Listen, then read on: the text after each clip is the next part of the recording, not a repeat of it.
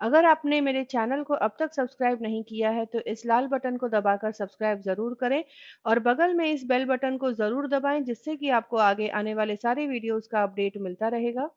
त्योहारों के लिए आज मैं आप लोगों के लिए लेकर आई हूँ बहुत ही टेस्टी सुपर सॉफ्ट जूसी काला जाम बनाने की रेसिपी। ये घर पर झटपट बन के तैयार हो जाता है और एकदम हलवाई जैसा इसका टेस्ट होता है। तो चलिए इसे बनाना शुरू करते हैं। तो यहाँ पर मैंने घर पर ही बनाया हुआ पनीर ले लिया है, ये करीब 100 ग्राम है। और अब इसे मैं मसल लूँगी। मसल के एकदम इसे चिकना कर लेना है, आटे की जैसा ये तैयार हो जाएगा। जिस तरह से हम रसगुल्ले के लिए इसे चिकना करते हैं, बिल्कुल उसी तरह से इसे चिकना करना है। इसमें मैं डाल दूंगी 1 टेबलस्पून के करीब सूजी और सूजी को मिक्स करते हुए अच्छे से इसे मसलते हुए चिकना कर लें। पनीर को चिकना करने के लिए यहाँ पर मैं हथेली का इस्तेमाल कर रही हूँ। तो इस तरह से पनीर अच्छे से आप मल कर चिकना कर पाएंगे।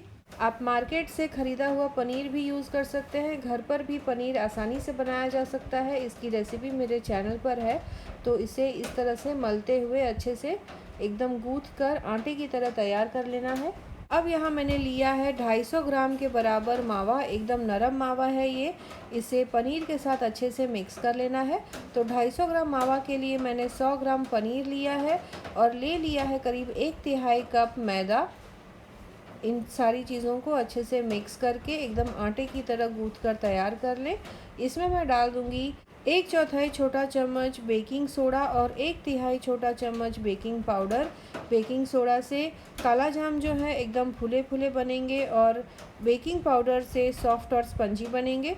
तो इसीलिए इनको मैंने यहाँ पर यूज़ किया है और सारी चीज़ों को अच्छे से मिक्स कर लेना है। नमी के लिए इसमें पानी और देसी घी का इस्तेमाल करके एकदम नरम आटा गूँथ कर तैयार कर लें। आटा जितना नरम और चिकना होगा उतने ही अच्छे काला जाम बनेंगे। एक बात का ध्यान ज़रूर रखें, नरम आटा और चिकना आटा बनाने के चक्कर में इसमें मैदे का उपयोग बहुत ज़्यादा न करें। तो इस तरह से एकदम नरम आटा गूँथ कर तैयार कर लें। काला जाम के लिए आटा अच्छे से बना है या नहीं ये चेक करने के लिए थोड़ा सा आटा हथेली में लेकर उसे रोल करूँगी। एकदम चिकना रोल तैयार हो जाए यानी कि आटा अच्छे से गूँथा जा चुका है। अगर थोड़ी सी भी दिक्कत हो यानी क्रैक्स अगर रह जाए तो थोड़ा सा पानी और देसी घी डालकर और आटा को मल लें। तो इस तरह से एकदम चिकना आटा भी बन जाएगा और काला जाम को रोल करने में दिक्कत नहीं होगी। यहाँ पर मैंने थोड़ा से बारीक कटे हुए पिस्ता बादाम और किशमिश ले लिया है और चिरौंजी भी है इसमें। यहाँ पर डाल दिया है इलायची पाउडर और चीनी डाल दूंगी करीब 1 टीस्पून। बाइंडिंग के लिए काला जाम का जो आटा है उसी में से करीब 1 टेबलस्पून आटा इसमें मैं डाल दूंगी। मैं यहाँ पर काला जाम के बीच में जो ड्राई फ्रूट्स आपने देखा होगा वो स्टफिंग बना रही हूँ। रंग देने के लिए इसमें मैं डाल दूंगी चुटकी भर केसर फूड कलर। और अब इन सारी चीज़ों को अच्छे से मिक्स कर लेना है। थोड़ा सा पानी 1 ड्रॉप डाल दूंगी जिससे कि जो कलर है वो अच्छे से मिक्स हो जाएगा। और ये सारी चीज़ों को अच्छे से मिक्स करके तैयार कर लें। आटे की वजह से ये सारी चीज़ों में अच्छी सी बाइंडिंग आ जाएगी और इसे स्टफ़ करने में काफ़ी आसानी होगी। तो थोड़ी देर में ये देखिए हमारा मिक्सचर बन के तैयार हो गया है।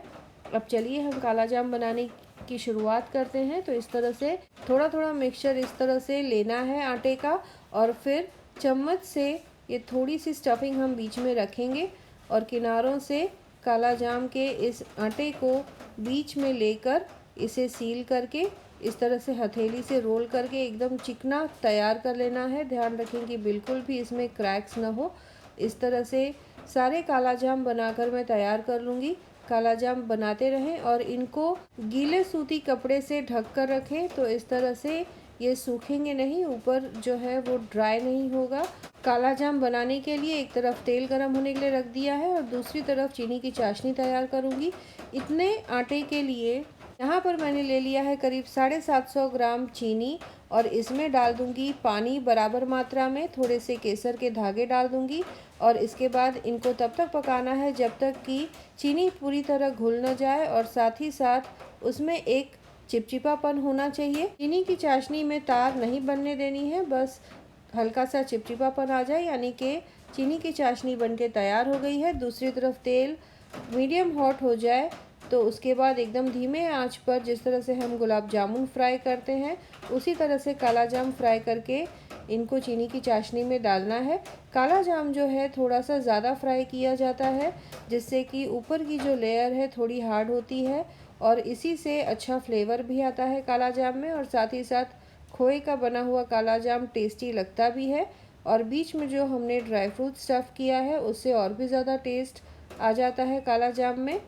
तो इस तरह से तेल थोड़ा गर्म हो जाए उसके बाद काला जाम को तेल में डालें और इनको सुनहरा भूरा होने तक फ्राई कर लेना है। एक और टिप ज़रूर दूंगी कि काला जाम जो है अगर आप इसे टेस्टी बनाना चाहते हैं, इसका पूरा मज़ा लेना चाहते हैं, तो चीनी की चाशनी में डालने के बाद भी इसे करीब रात भर छोड़ दें, जिससे कि ये अच्छे से चीनी की चाशनी को एब्जॉर्ब कर लेगा और बहुत ही सॉफ्ट और स्पंजी काला जाम बन के तैयार होगा। यहाँ पर ये देखिए, ये मैंने काला जाम डाला तेल में तलने के लिए। इसे कलछी से इस तरह से तलना है। ध्यान रखें कि शुरुआत में कलछी बिल्कुल भी काला जाम के इन बॉल्स को छुए नहीं तो ये फटने लगेंगे। जैसे ही थोड़े से ये सिक जाएं तो उसके बाद इनको पलट पलट कर अच्छा सुनहरा भूरा होने तक फ्राई कर लेना है। नॉर्मली हम गुलाब जामुन को गोल्डन होने तक फ्राई करते हैं, यहाँ पर काला जाम को गोल्डन ब्राउन होने तक फ्राई करना होता है। तो यहाँ पर दूसरी की तरफ मैं चीनी की चाशनी भी चेक कर रही हूँ। चीनी घुल जाए और चिपचिपापन आ जाए तब तक चीनी की चाशनी बनाकर तैयार कर लेना है। चीनी की चाशनी देखिए यहाँ पर ये इसमें चिपचिपापन आ गया है, यानी कि चीनी की चाशनी बनके तैयार हो गई है। तो अब ये जो काला जाम मैंने फ्राई करके रखा है इनको मैं चीनी की चाशनी में डाल दूँगी। एकदम सावधानी से डालें। इसी तरह से सारे के सारे काला जाम मैं फ्राई करके तैयार कर लूँगी। काला जाम को इस तरह से चीनी की चाशनी में रात भर छोड़ दें तो सुबह तक एकदम चीनी की चाशनी में एब्जॉर्ब होकर सॉफ्ट और स्पंजी काला जाम बन के तैयार हो जाएंगे। गार्निश कर लूँगी इसे मैं बारीक कटे हुए पिस्ता से। तो ये देखिए, सर्विंग बोल में निकालने के बाद कितने टेम्पटिंग लग रहे हैं। इस तरह से आप काला जाम की रेसिपी को ट्राई करें, बहुत टेस्टी बनेंगे। दोस्तों और रिश्तेदारों के साथ भी इस रेसिपी को ज़रूर शेयर करें। मिलते हैं अगले एपिसोड में इसी तरह से एक और नई टेस्टी रेसिपी के साथ। Thanks for watching.